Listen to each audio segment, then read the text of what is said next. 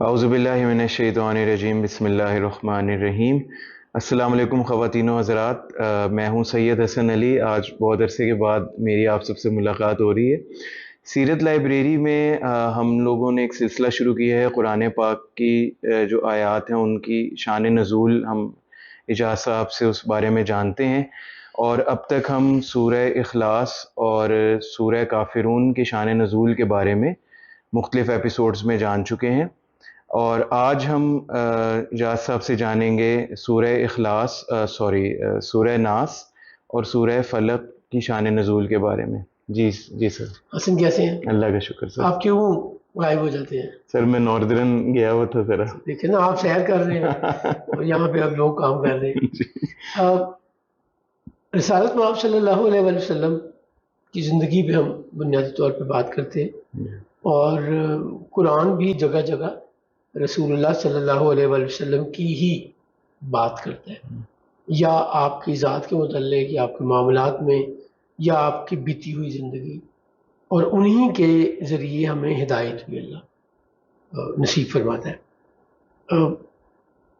قرآن کریم کی 4 ایسی سورہ آخری پارے میں آتی ہیں جن کی ابتدا لفظ کل سے ہوتی ہے، کہیے، کہو یا کہیے۔ ان کو ہمارے کلچر میں چاروں کل کہا جاتا ہے، اور لوگ اسے گھر سے نکلتے ہوئے، رات کو سوتے ہوئے، صبح اٹھتے ہی ان کی تلاوت کرتے ہیں، ان کو یاد کرتے ہیں نماز میں ادا کرنے کے لیے۔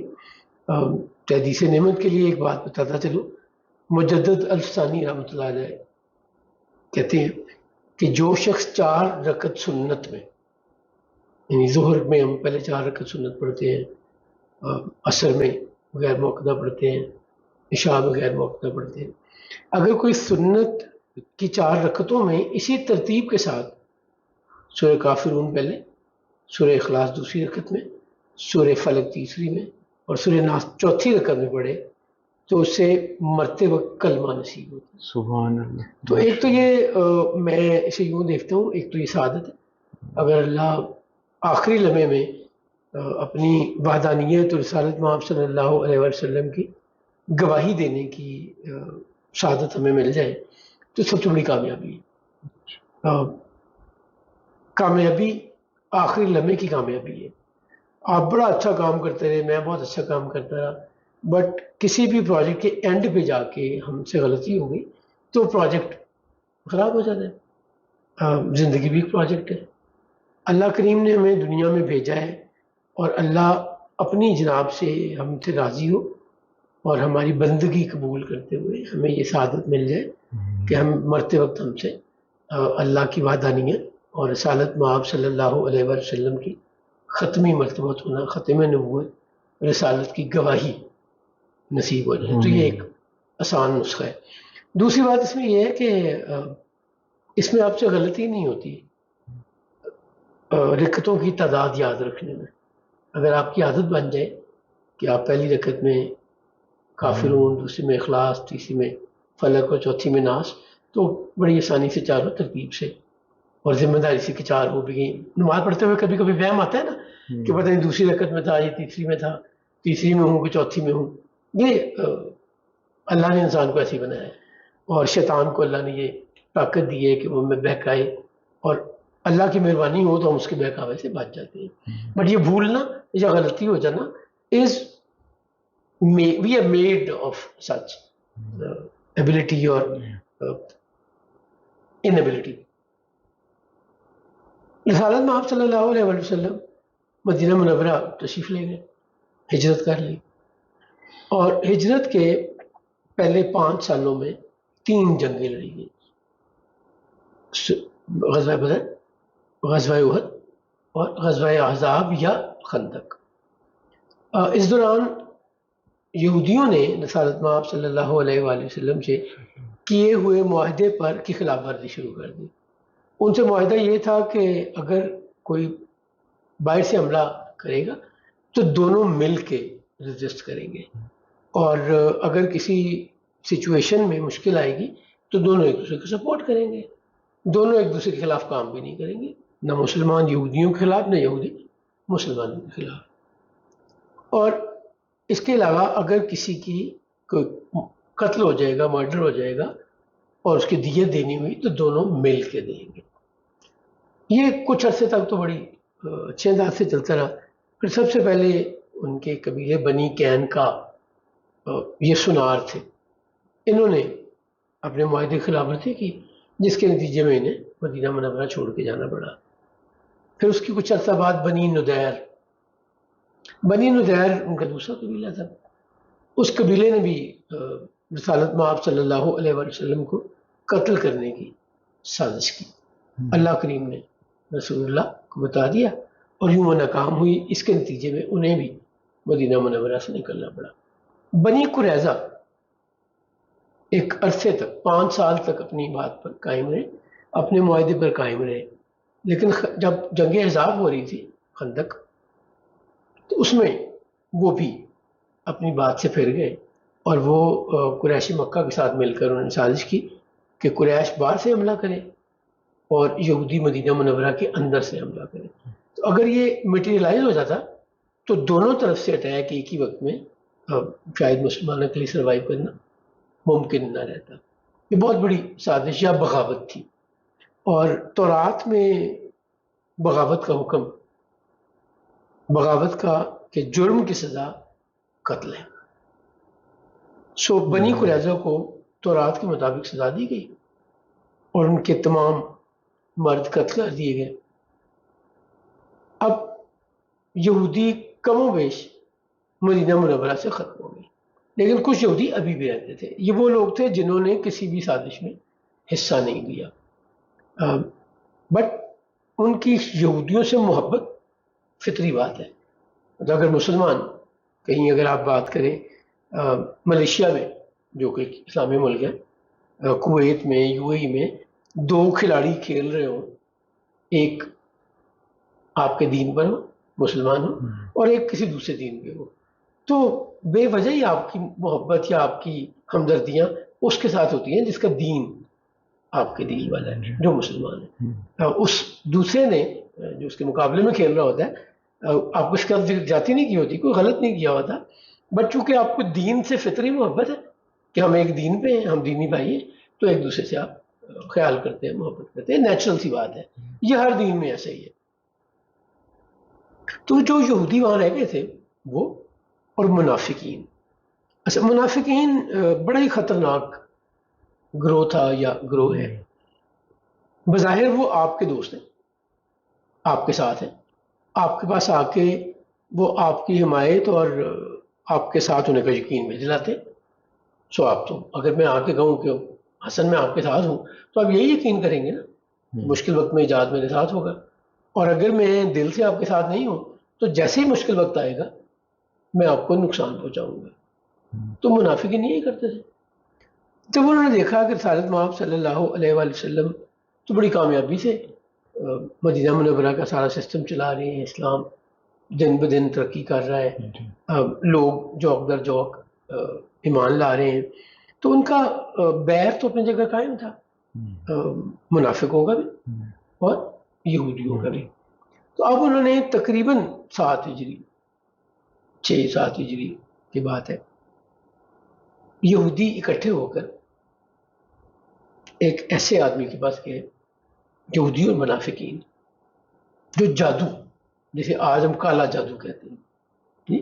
ایک تو جادو وہ ہے نا جو بچوں کے لیے آ کے پرفارم کرتے ہیں، میجیشین، وہ کوئی چیز آپ کو دکھاتے ہیں، غائب ہو جاتی ہے، کہیں وہ اپنی بازو سے کوئی چیز نکال لیتے ہیں، کبھی کچھ وہ بظاہر غائب کر دیتے ہیں۔ یہ جادو وہ جادو نہیں ہے جو ہمیں آپ کو کسی چیز کو نقصان پہنچا رہا ہے، یہ بچوں کے لیے فن ہے، یہ بچوں کے لیے ایک انٹرسٹ کی چیز ہے، اور وہ چیزیں ہوتی بھی وہی ہیں، وہ کہیں گم نہیں کر رہے ہوتے، وہ انہوں نے اس طرح چھپائی ہوتی ہیں، اس طرح ڈسیو کیا ہوتا ہے۔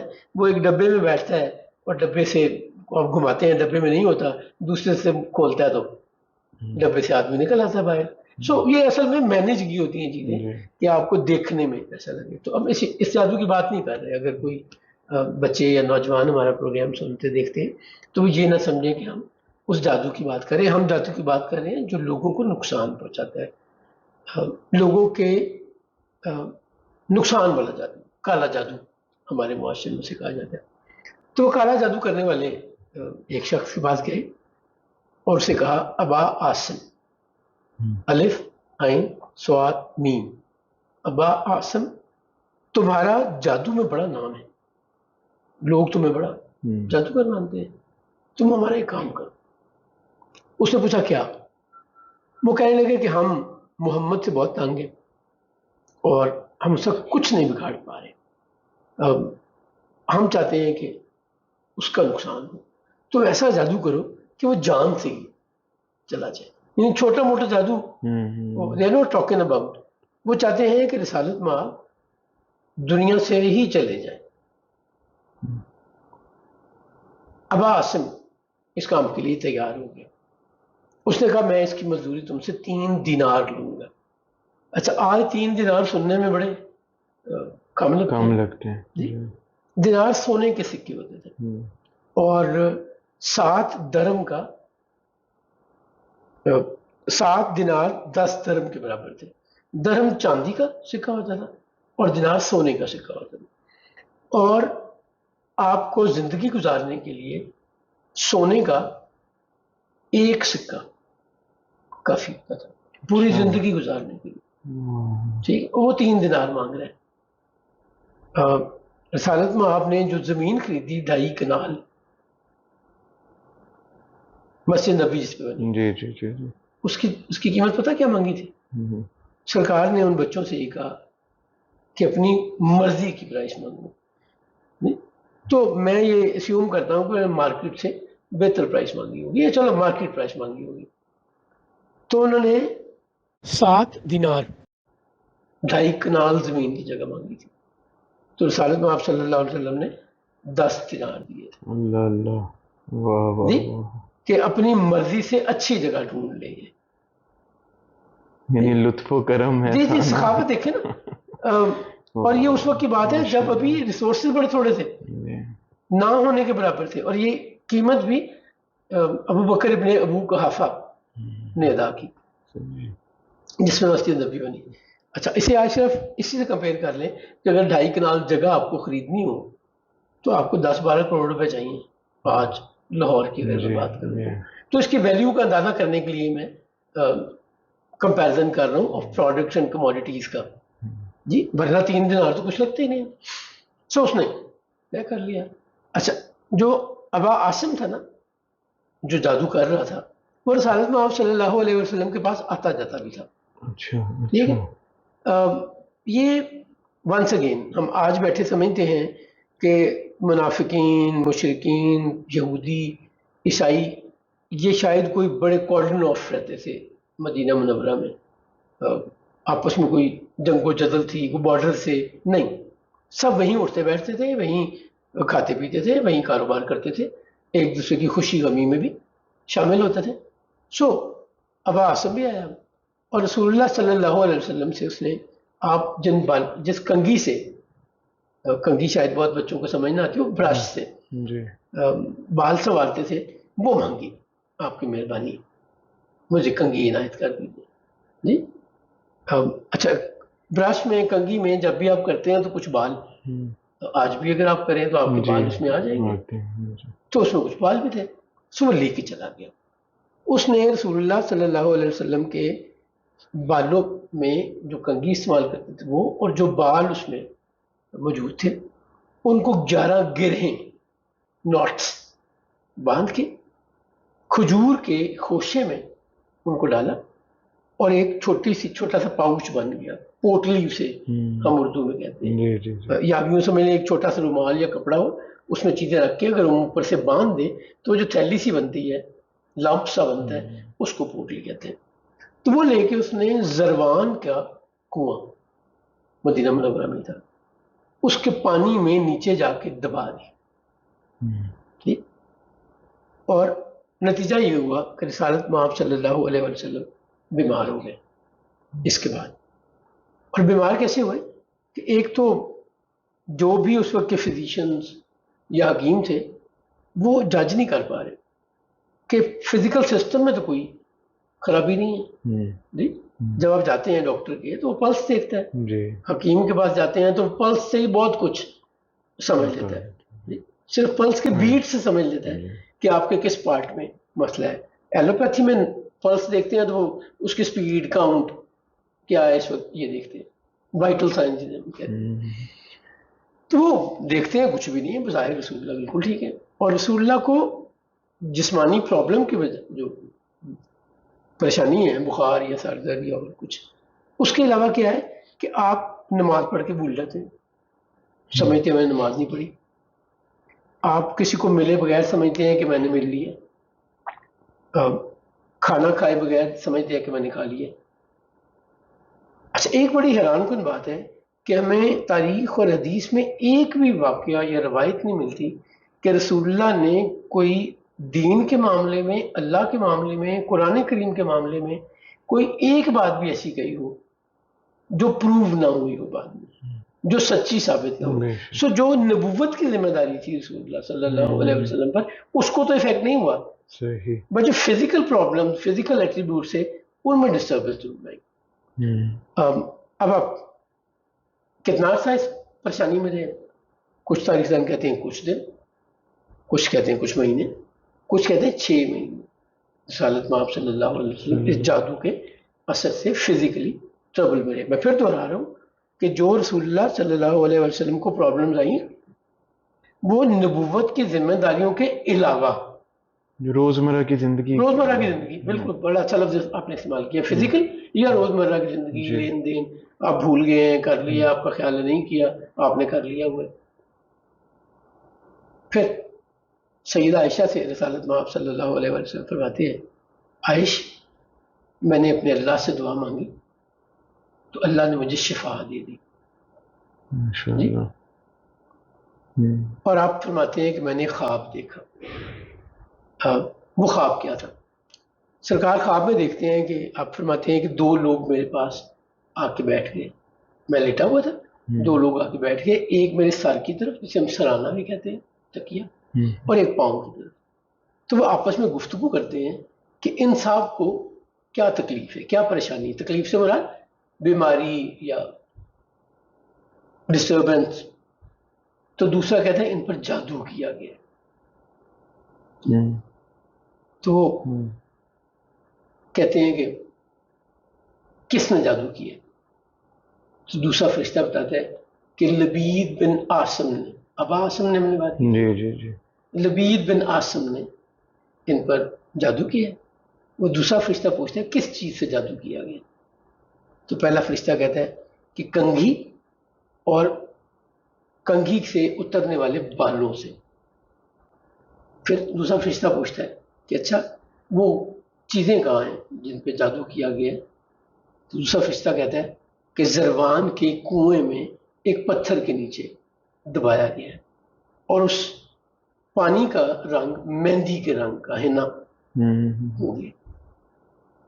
تو اب یہ تندرست ہو گئے.